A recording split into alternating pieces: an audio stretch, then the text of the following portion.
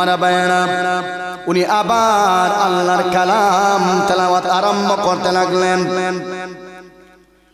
মুসলমান ভাই, আল্লাহর বান্দা উনি আবার কোরআন তেলাওয়াত আরম্ভ করলেন।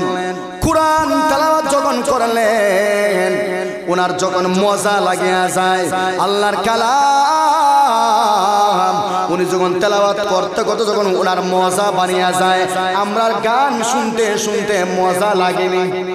কত জোরে কন্যা গান শুনতে শুনতে এমন মজা লাগে, চেয়ারের মধ্যে সে নিজের নাচানাচি আরম্ভ করে দেয়, আছে না নাই? মুসলমান ভাই, গত কয়েক বছর আগে আমি ঢাকা থেকে প্রোগ্রাম করে ময়মনসিংহ আমি যাব। ইয়ানা বাসের টিকিট যখন আমি কাটলাম, ময়মনসিংহ ফুলপুর আমার প্রোগ্রাম, ওই জায়গাতে আমি যাব। আল্লাহর একজন বান্দা কানে হেডফোন দিয়ে আমার ডান তীরে বসা, আমি হঠাৎ করে দেখলাম তার হাত এরকম নাড়ে, তার বটি আস্তে আস্তে নাড়তেছে। আমি বললাম, ভাই কি তুইছে? না হুজুর সমস্যা না। কোনো সমস্যা? পানি উনি লাগবো নি? না হুজুর, পানি উনি লাগতো না। 2 মিনিট গেল, আবার দেখা যায় তার শরীরের মধ্যে আরেকবার হিট আসিয়া গেছে, আবার নাচানাচি আরম্ভ করে দিয়েছে। না হুজুর জুড়ে বলেন। প্রশ্ন করলাম, ভাই আমার কাছে বসলেন কিন্তু আপনার হাত নাড়ে কেন? আপনার বটি আস্তে আস্তে নাচানাচির মতো দেখা যায় কেন? ওরে বান্দা শোনো, সমস্যা কি? পানি লাগলে পানি নেও, আর না হয় আমার আমি ফু দিয়া দিব না, কোনো সমস্যা না। আল্লাহর বান্দা শরম পেয়ে গেছে, কিন্তু আমি আন্দাজ করলাম, আমি ভালো করে বুঝতে পারলাম হয়তো হিন্দি সিরিয়ালের গান তার মোবাইলে ছাড়ছে, হেডফোন কানে লাগাইল। কত জোরে ঠিক না? আমরা হিন্দি গান নিজে শুনি ঠিক আছে, কিন্তু ওর তো বাপেও বুঝে না, দাদাও বুঝে না, খালি বাজনা তো আমরা বুঝি, বাজনার তালে তালে আমরাও নাচি। কত জোরে হই না? কিন্তু গানের অর্থ হে বুঝিনি, জীবনে হইতার বইটা গানের অর্থ কিটা হিন্দি বুঝে, কিন্তু নাচ গান বুঝতে পারলাম সে গানের তালে তালে তার শরীরে হিট উড়িয়া গেছে। কথা জোরে বলেন ঠিক কিনা? মাঝে মাঝে দেখা যায় না বক্স বাজায় গান বাজায় যায়, শুধু বাচ্চাও নাচে, আছে না? বক্সের এমন একটা তাল, তালে তালে শিশু বাচ্চার শরীরে হিট উড়ি যায়। দেখছেন না আপনারা? ভাই আমার বাড়ি তো একবারে বিশ্ব রোডের সাথে লাগাই, মাঝে মাঝে আমার বাড়ি বাদি ঈদের সময় বক্স বাজায় ফাইন যায়, দেখা যায় ছোট বাচ্চা হল নাচানাচি আরম্ভ করে দিয়ে, আছে না? আমার ভাইয়ারা, এর জন্য বলতেছিলাম নাচ গান শুনলে আমাদের দিলে যত মজা লাগে, মজার ঠেলায় আমরা নাচানাচি আরম্ভ করে দিই, আছে না নাই? কথা জোরে ওখানে আছে না নাই? এমন সময় ভাই ভালো করে শুনবা, আল্লাহর বান্দা উনার মজা যখন বাড়িয়া যায়, উনি এবার কোরআন তেলাওয়াত আরম্ভ করে দেয়। কারণ প্রকৃত ইমানদার বান্দা, তার ইমানটা যখন মজবুত থাকে, সে যদি প্রকৃত ইমানওয়ালা হয়, কোরআন তেলাওয়াতের সঙ্গে সঙ্গে তার ইমানটা বাড়িয়া যায়। সুবহানাল্লাহ। ইন্নামাল মুমিনুনা আল্লাযীনা ইযা যুকিরাল্লাহু ওয়াজিলাত কুলুবুহুম ওয়া ইযা তুলিয়াত আলাইহিম আয়াতুহু যাদাতুহুম ঈমানা। আমার আল্লাহ বলেন সূরা আনফালের মধ্যে, আমার আল্লাহ বলেন একজন প্রকৃত ঈমানদার, একজন মুমিন বান্দা যখন কোরআন তেলাওয়াত করে, তখন মুমিন বান্দার ঈমানটা মহান আল্লাহ কোরআন তেলাওয়াতের বদৌলতে তার ঈমানটা বাড়ায় দেয়। কাজেই বোঝা যাবে ওই রমজান মাসে তারাবির নামাজ 8 রাকাত হইরা কোরআন তেলাওয়াত শুইরা যদি আমরার মজা না লাগে, আমরা যদি বাড়াইয়া চইলা যাই, বোঝা গেল আমার ঈমান মজবুত না, আমার ঈমানের সমস্যা আছে। হলো যখন ঠিক না?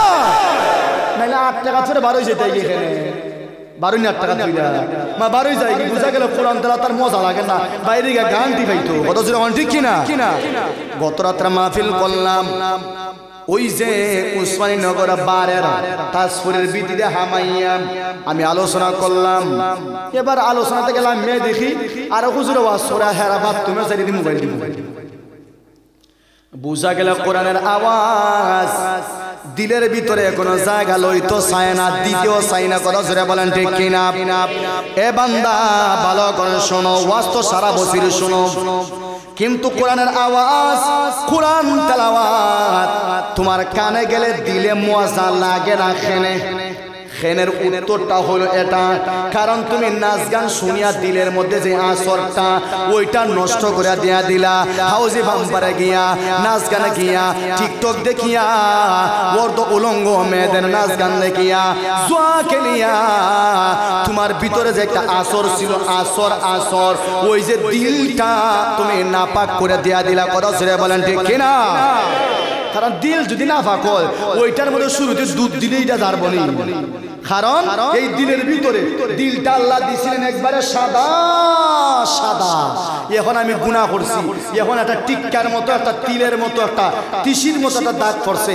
এরপর আমি গুনাহ করলাম, করতে করতে করতে করতে করতে করতে করতে করতে এখন দেখা যায় আমার কাছে নাচ গানে মজা লাগে, হাউজি বাম্পারে যাওয়া ভালো লাগে, মেলাতে যাওয়া ভালো লাগে, বাজারে ঘুরাইতে ঘুরাইতে ভালো লাগে, আমার সব অপসংস্কৃতি করতে আমার যে মজা লাগে, কিন্তু মসজিদে বইতে আমার মজা লাগে না। বুঝা গেল আমার দিলের যোগ্যতা হারায় ফেলাইছে। কথা জোরে হই না কেন? কারণ ভাই সব কিছু দিলের সাথে সম্পর্ক। কথা জোরে এখন ঠিক কিনা?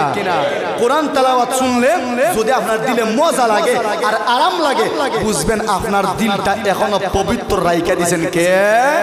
আল্লাহ। আর কোরআন তেলাওয়াত শুনলে, নামাজ পড়লে, মসজিদে আসলে যদি আপনার ভালো লাগে না আর ওয়াজ শুনলে ভালো না লাগে, বুঝবেন আপনার দিলের ভিতরে নাফাকি আছে আর ভালো লাগে না।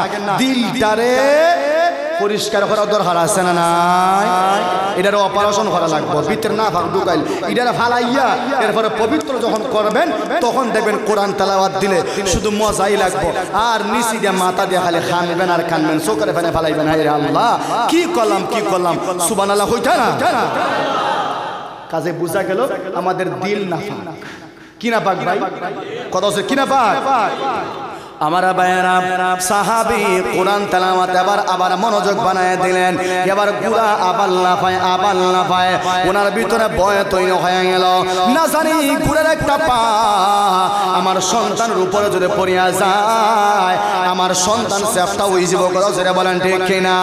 আমার ভাইয়েরা, এবার উনি যখন উপরে দিকে তাকাইলেন, দেখা যায় সাদার মতো আলুর মতো কি নিমে আর জ্বলে। সুবহানাল্লাহ নাই? আল্লাহর বান্দা সাহাবী এবার ঘর থেকে বের হইলেন, দরজা খুলিয়া ঘর থেকে বের হইয়া যখন আকাশ দিকে তাকাইলেন, এবার দেখা যায় সাদার মতো কি যেন ঝিলমিল করে, আর উপরে উঠে আর নিচে নামে, সুবহানাল্লাহ। ফজরের আজান হয়ে গেল, আল্লাহর পয়গম্বরের কাছে গেলেন। আল্লাহর পয়গম্বর জিজ্ঞেস করলেন, রাত্রে বেলা কোনো স্বপ্ন দেখলা কিনা? সাহাবী এবার বলল, ওগো পয়গম্বর, ভালো করে শোনো, রাত্রে বেলায় আমি এরকম স্বপ্ন দেখলাম। আল্লাহর পয়গম্বর এবার বললেন, ওরে সাহাবী আমার শোনো, ভালো করে শোনো, এটা অন্য কোনো জিনিস ছিল না। কোরআন তেলাওয়াতের প্রতি তোমার মনোযোগ যখন বাড়িয়া যায়, তখন মহান আল্লাহর রহমতের ফেরেশতা তোমার কোরআন তেলাওয়াত শোনার জন্য নিচে নামিয়া আসে। ওরে সাহাবী আমার শোনো, যদি তুমি দরজা না খুলে বাহিরে না যাইতা, ফজরের আজান হয়ে গেলে নিজের চক্ষু দিয়া তুমি রহমতের ফেরেশতা গুলাকে তুমি দেখতে পাইতা। মানে তুমি যদি দরজা না খুলতা আর বাহিরে না যাইতা, ফজরের পরে তুমি নিজের চৌকিয়া দেখতে পাতা ফেরেশতারে। সুবহানাল্লাহ হইতা না? কাজেই ওই রহমতের ফেরেশতা তুমি দেখছো না, যখন রহমতের ফেরেশতা যখন নিচে নামিয়ে আসে, তখন ঘুরায় দেখা সহ্য করতে পারে না, ভয়ে লাফায়। সুবহানাল্লাহ। কাজেই ভাই, আমরা যদি আমাদের ঘরে আমরা টিভি চালু করি, আমরা যদি আমাদের ঘরে আমরা এই যে মোবাইল চালু করি, মনে হয় রহমতের ফেরেশতা নামবো। কত জোরে কন্যা, গজবের ফেরেশতা নামে আমার ঘরে। আমার কাছে টিভির গুরুত্ব আছে, আমার কাছে আমার মোবাইলের গুরুত্ব আছে। মোবাইল আমি চালাই, টিভি আমি চালাই, কিন্তু কোরআন আমি চালু করতে রাজি না। কত জোরে বলেন ঠিক কিনা? এজন্য ভাই কোরআনের তেলাওয়াত চালু করেন। আমাদের আজকে ইমানটা বর্তমান জমানায় ইমান ধরে রাখা বড় মুশকিল হয়ে গেছে। কথা জোরে এখন ঠিক কিনা قال النبي صلى الله عليه وسلم بادروا بالأعمال فتنا كقطع الليل المظلم আল্লাহর পয়গম্বর বললেন ওরে আমার সাহাবায়ে কেরাম শুনো রাত্রে অন্ধকার রাত্রির মতো ফিতনা আসার আগে আগে বাদিরু বিল আমাল তোমরা নেকের কাজ তোমরা তাড়াতাড়ি করো নেকের প্রতি অগ্রসর তাড়াতাড়ি হও সুবহানাল্লাহ নবীজি হাদিসে বলতেছেন যে অন্ধকার রাত্রির মতো ফিতনা আসার আগে আগে তাড়াতাড়ি তোমরা নেক আমল করো সুবহানাল্লাহ বলতে হবে এখন আমরা ইল্লা মাশাআল্লাহ এখন তারা আমার শরীরে মনে বহুত হইলিস 5 টাকা দি 5 টাকা দান বসো দিয়া দিলে মনে আমরা বহুত করিস কিন্তু না নবীজি বলছেন নেক আমল তাড়াতাড়ি করো আর আজকে আমরা নেক আমল করতে রাজি না আমরা নেক আমল ফিজায় থাকতে রাজি আর গুনার কাছে আমরা সামনে যাইতে রাজি কথা জোরে বলেন ঠিক কিনা আমরা গুনার কাছে সামনে যাই আর নেক আমলের ক্ষেত্রে আমরা পিছপা হয়ে যাই কথা জোরে বলেন ঠিক কিনা এটা ঈমানদারের বৈশিষ্ট্য না এটা ঈমানদারের আলামত না কাজেই ভাই কোরআন এটা মহান আল্লাহর কালাম কার কালাম আর একটু জোরে হন কার কালাম এটা আমরার ঘরে ইনশাআল্লাহ তেলাওয়াত চালু করব ইনশাআল্লাহ জোরে হন না তেলাওয়াত চালু করব ইনশাআল্লাহ বাচ্চারে ইনশাআল্লাহ সকালবেলায় মসজিদে পাঠাইয়া সবার